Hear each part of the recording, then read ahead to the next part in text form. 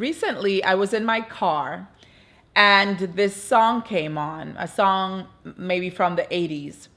And it goes, only you can make me happy. Happy. And as you can tell, I like to sing. I've been told not to, but I love it. Even though it's not one of my strengths, it brings me joy. So I will continue to sing. Anyway, the point is, I heard this song talking about only you can make me happy. And, I used to remember it playing in the car. I think my sister, one of my older sisters, had the CD of this artist, and I didn't think anything of it then. But for some reason, when I heard this song the other day, I was like, oh my God, what an incredible amount of pressure that would be if someone were to say that to me. Only you can make me happy. First of all, please, no, I don't want that type of pressure. And number two, it is impossible for someone else to make you happy. And I thought that it might be worthwhile sharing here.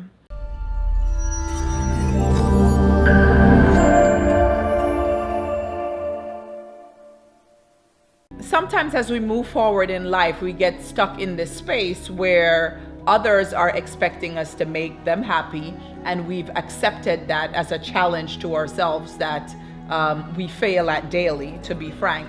And on the other hand, we have expectations that others will make us happy. The fact is that a lot of us choose unhappiness. And we choose unhappiness because of how we have interpreted the things that are happening in our lives. I'll give an example. So there are many of us who walk through life comparing ourselves to others. I've talked about that quite a bit. But what that looks like is the pressure that ends up on ourselves. We should be making more money right now. I should be married. I should have children. I should be in a committed relationship. I should have the job of my dreams. All of these should. We end up shoulding on ourselves, as Albert Ellis, a known psychologist, put it. And the reason why we should on ourselves is because we live in this society where there are milestone expectations at certain age, and largely unrealistic expectations, especially in this age of social media, where people are putting the highlight reel of their lives on full blast, meaning only the nice shots, only the things that are going well, largely the things that are excellent, without context. So what many of us do is to look at those experiences as a picture of the general reality that exists in people's lives, and we compare ourselves to it and end up feeling that we are failing in comparison. So if you have created milestones in your life, milestones are fine if you find them motivating. If they end up moving you towards your life preferences, that's great. But if you find that these artificial milestones that you have set for yourself end up making you feel guilt or shame or envy or depression, then it's time to really stop. So I'll leave you with some strategies of how to move forward to happiness. Happiness is an active state, and it is a choice that we make on a day-to-day basis. It is a choice based on how we choose to view and interpret those events that happen in our lives. One of the things that I have done, and I know to be effective, is to really re-examine how we interpret the things that are happening to us on a day-to-day basis. Being happy is a conscious decision. And one of the ways that I do that routinely is through the use of a phrase that's commonly used, and that's the phrase, it is what it is. A lot of times I'll hear that used, it is what it is. And it's usually when people are upset and they just don't want to be bothered with a response, right? They just don't want to deal with it in the moment. But if we really look at that phrase, it is what it is, and use it as a way to accept and not fight against the routine, day-to-day outcomes over which we have no control, it can really help to shift our focus. It prevents us from fighting and stewing and obsessing over things that we have no control of. So sometimes the outcome isn't what we'd hoped for, it isn't what we've expected, but the outcome is what it is.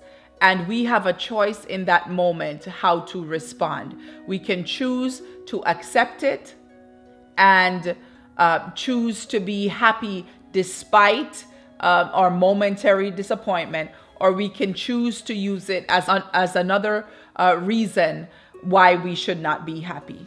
I've known people over the years who have told me that sometimes when they're crying, they go in front of the mirror to look at themselves crying.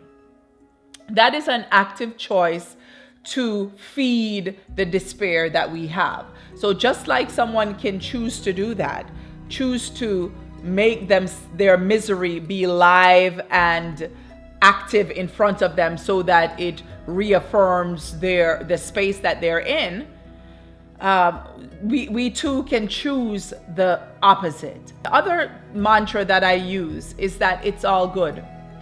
We say it's all good, as a passing phrase, but I say it's all good, meaning that it is all for our good. If we choose to accept what we can't control and to use the lessons that we've learned to inform the direction that we take in our life. So I use it is what it is and it's all good as two of my strategies on a day-to-day basis to help me to navigate the world in a more happy space.